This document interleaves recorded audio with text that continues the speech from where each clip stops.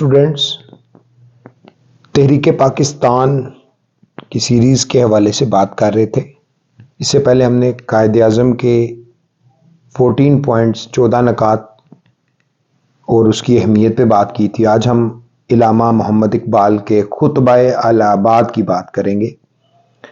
تو مسلمانوں نے برِ صغیر کی یہ خواہش تھی کہ ان کا ایک الگ تشخص تسلیم کیا جائے۔ اس سلسلے میں علامہ محمد اقبال کا خطبہ الہٰباد 1930 بڑی اہم اہمیت کا حامل ہے۔ تو سب سے پہلے جو علامہ اقبال چاہتے تھے وہ یہ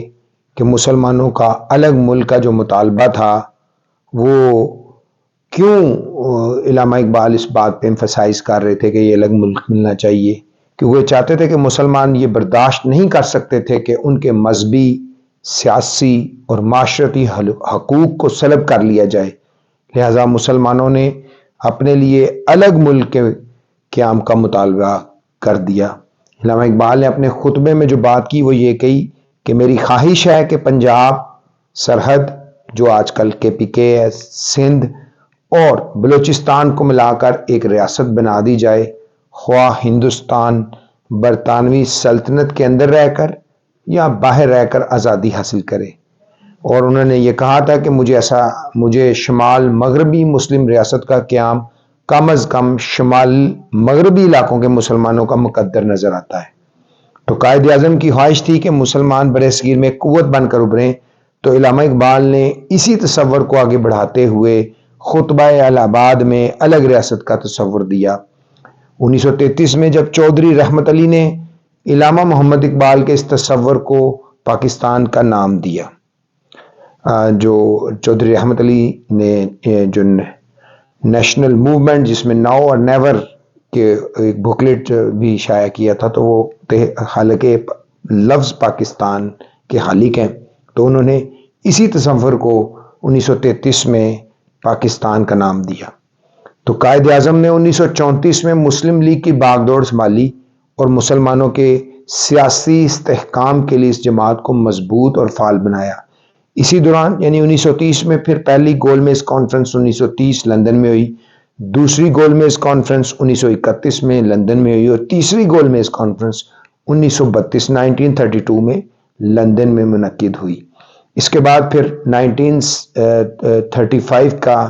انڈین ایکٹ جس کو 1935 کا آئین اور صوبائی خود مختاری اس حوالے سے دی گئی تھی، تو 1935 میں 1935 میں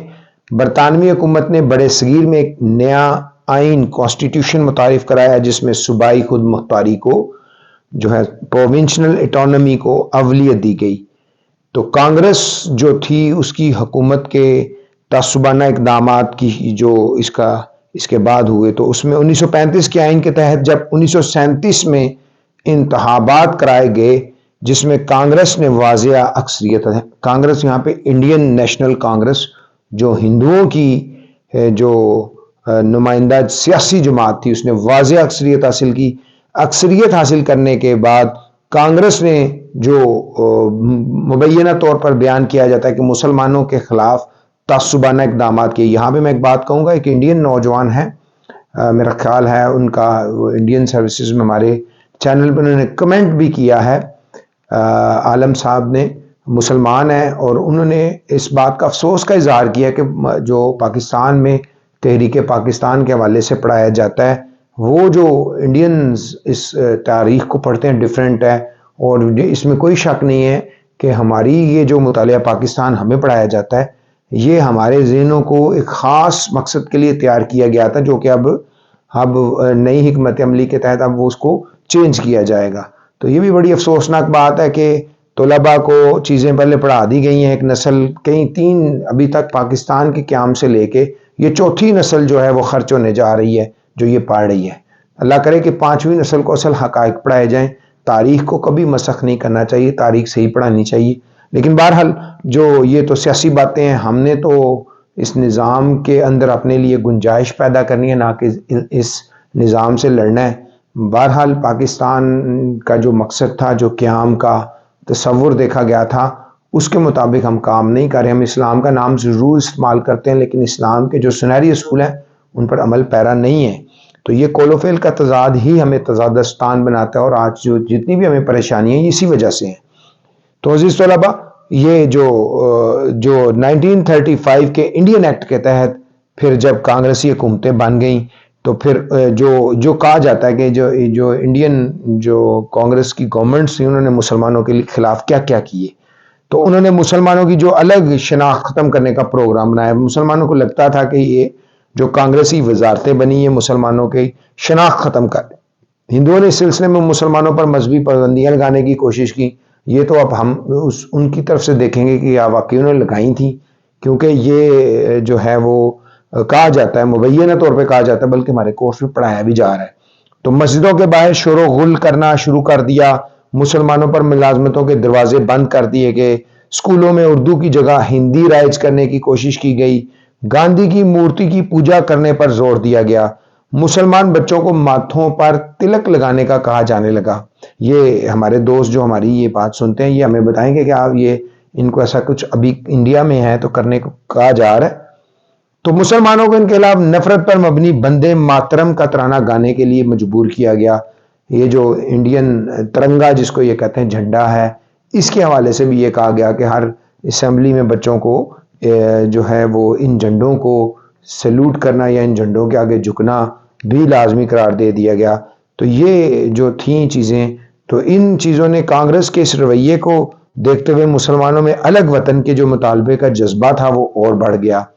اور اسی وجہ ہے کہ 1938 میں پٹنہ کے مقام پہ، پٹنہ انڈیا میں ایک جگہ ہے، وہاں پہ مسلم لیگ کے سالانہ اجلاس میں قائد اعظم محمد علی جناح کو قائد اعظم کے لقب سے نوازا گیا۔ اسی طرح جب سیکنڈ ورلڈ وار کے بعد جو سیکنڈ ورلڈ وار شروع ہوئی تو کانگریس جو تھی وہ اس نے دیکھا کہ انگریز کمزور ہونے جا رہا ہے، تو کانگریس نے کوئٹ انڈیا موومنٹ کے ذریعے سے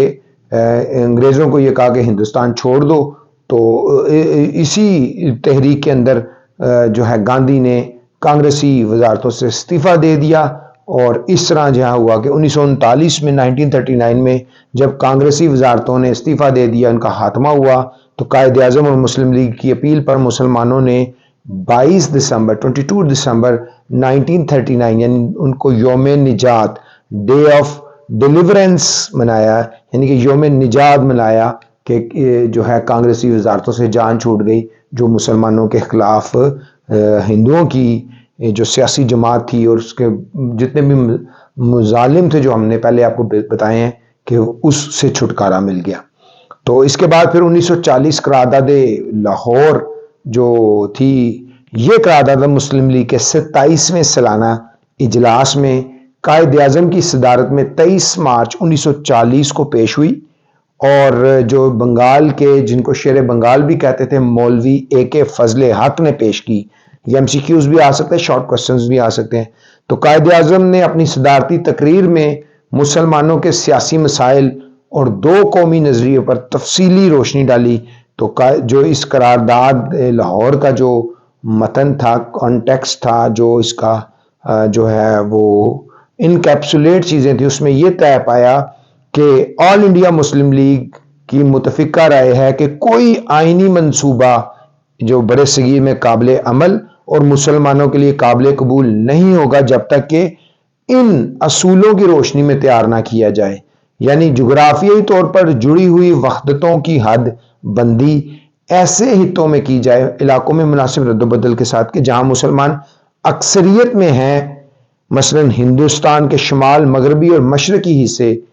ان کی تشکیل اس طرح آزاد ریاستوں کی شکل میں کی جائے کہ اس میں شامل ہونے والی جتنی بھی یونٹس ہیں، وحدتیں ہیں، خود مختار ہوں اور انہیں مکمل اقتدار حاصل ہو۔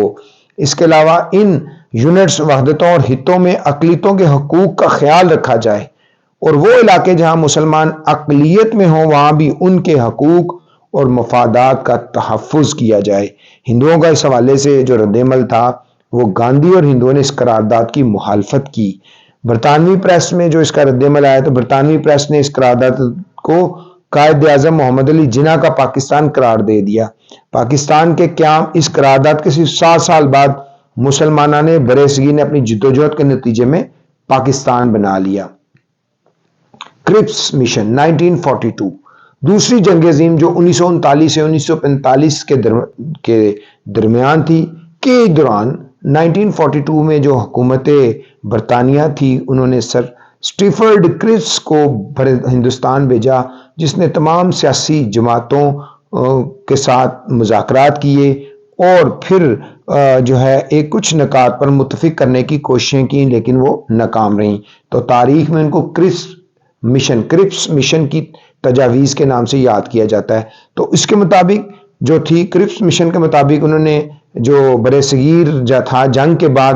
برصغیر تاج برطانیہ کے ماتحت ہوگا، لیکن اندرونی اور بیرونی معاملات میں برطانوی حکومت کسی طرح کی دخل اندازی سے گریز کرے گی، یعنی کہ یہ طے پایا تھا کہ جنگ کے بعد تو دفاع، امور خارجہ، مواصلات وغیرہ سمیت تمام شعبے ہندوستانیوں کے سپرد کر دیے جائیں گے۔ آئین سازی کے لیے ایک مرکزی اسمبلی منتخب کی جائے گی، جس کے چناؤ کا اختیار صوبائی قانون ساز اسمبلیوں کے ارکان کو حاصل ہوگا۔ آئین مکمل ہوگا تو اسے ہر صوبے کی توثیق کے لیے بھیجا جائے گا، ریکٹیفیکیشن کے لیے بھیجا جائے گا، منظوری کے لیے بھیجا جائے گا۔ جو صوبے آئین کو پسند نہیں کریں گے انہیں اختیار ہوگا کہ 10 سال بعد مرکز سے علیحدہ ہو کر اپنی آزاد حیثیت قائم کر لیں۔ اقلیتوں کے حقوق کے تحفظ کے لیے مناسب اقدام اٹھائے جائیں گے۔ جب یہ کرپس مشن پر جو سیاسی جماعتیں تھیں ان کا رد عمل کیا تھا، اس میں سب سے پہلے یہ جو تھا سر جو اسٹیفرڈ کرپس کی یہ تجاویز مسلم لیگ اور کانگریس کے علاوہ دوسری سیاسی جماعتوں نے بھی ان کو مسترد کر دیا۔ مسلمانوں کا مطالبہ صرف علیحدہ مملکت کا حصول تھا، جس کو کانگریس ماننے کے لیے تیار نہ تھی، جس کے لیے مسلمانوں کو اپنی جدوجہد تیز کرنی پڑی۔ اس کے بعد پھر 1945 میں ویول پلان جو پیش ہوا، جس کے خلاف قائد اعظم نے ایک دفعہ پھر بڑی مزاحمت کی، چٹان بن گئے اور قائد اعظم نے مسلم لیگ کو مسلمانوں کی واحد نمائندہ سیاسی جماعت ثابت کرنے کی کوشش کی، جسے ایک دفعہ پھر کانگریس نے ماننے سے انکار کر دیا۔ اسی طرح شملہ کانفرنس، شملہ بھارت کی ریاست ہماچل پردیش کا ایک بڑا جو ہے پرفضا تفریحی مقام ہے۔ تو جب 1945 میں برطانیہ کو اس بات کا یقین ہو گیا کہ وہ جنگ میں فتح حاصل کر لے گا، تو وائسرائے لارڈ ویول نے اعلان کیا کہ وائسرائے کی انتظامی کونسل میں تمام تر ہندوستانی اراکین شامل ہوں گے۔ 1945 میں ان تجاویز پر غور کرنے کے لیے شملہ کے مقام پر ایک کانفرنس کا انعقاد ہوا۔ اس کانفرنس میں ویول پلان جو تھا وہ پیش کیا گیا، جس کے اہم جو تھے پوائنٹس یہ تھے: انتظامی کونسل میں تمام تر سیاسی جماعتوں کو آبادی کے تناسب سے نمائندگی ملے، یعنی جتنی زیادہ آبادی ہوگی اتنی زیادہ نمائندگی ملے گی، اور جتنی کم آبادی ہوگی اتنی کم نمائندگی ملے گی، یعنی مسلمان اور ہندوؤں کی تعداد اس میں برابر ہوگی۔ کونسل میں 5 مسلم اراکین شامل کرنے کی تجویز تھی، جبکہ کانگریس کا مطالبہ تھا کہ وہ ایک مسلم نمائندہ نامزد کرے گی۔ جو ہے کانگریس یہ کہنا چاہ رہی تھی کہ چونکہ کانگریس کا یہ دعویٰ تھا کہ ہم مسلمان اور ہندو دونوں کی مشترکہ جو ہے نمائندے ہیں، لہذا ہم ایک مسلم نمائندہ بھی نامزد کریں گے۔ قائد اعظم نے اس موقع پہ کہا کہ 5 مسلم اراکین کو مسلم لیگ ہی نامزد کرے گی، کیونکہ مسلمانوں کی نمائندہ جماعت مسلم لیگ ہی ہے۔ اس طرح یہ شملہ کانفرنس کی جو ناکامی کی وجوہات تھیں وہ کیا تھیں؟ وائسرائے لارڈ ویول کی انتظامی کونسل میں تمام تر ہندوستانی ارکان شامل ہوں گے۔ کونسل میں جو 5 مسلم اراکین شامل کرنے کی تجویز تھی، جبکہ کانگریس کا مطالبہ تھا کہ وہ ایک مسلم نمائندے کو نامزد کرے گی۔ قائد اعظم نے کہا کہ ہم 5 مسلم اراکین کو مسلم لیگی نہ، اس نقطے پر یہ شملہ کانفرنس ناکام ہوئی کہ یہ دونوں آپس میں طے ہی نہیں پائے۔ اسی کے اندر ہی جب شملہ کانفرنس میں اس بات کا فیصلہ نہ ہوا کہ مسلم لیگ مسلمانوں کی واحد نمائندہ جماعت ہے، تو اس بات کا فیصلہ جو گاندھی نے جو ہے قائد اعظم کو چیلنج کیا، اور قائد اعظم نے اس چیلنج کو قبول کر لیا کہ جو ہے انتخابات کروا لیے جائیں، اور ان انتخابات سے یہ فیصلہ ہو جائے گا کہ کیا مسلم لیگ واقعی مسلمانوں کی نمائندہ جماعت ہے۔ تو پھر 1945-46 کے میں انتخابات ہوئے۔ مسلم لیگ نے زبردست کامیابی حاصل کی اور مسلمانوں کے لیے جتنی بھی مخصوص نشستوں پر مکمل کامیابی حاصل کر کے مسلمانوں کی واحد نمائندہ جماعت بن کر سامنے آئی۔ اس طرح مسلمانوں نے مسلم لیگ کو اپنی واحد سیاسی جماعت کے طور پر بھرپور کامیابی دی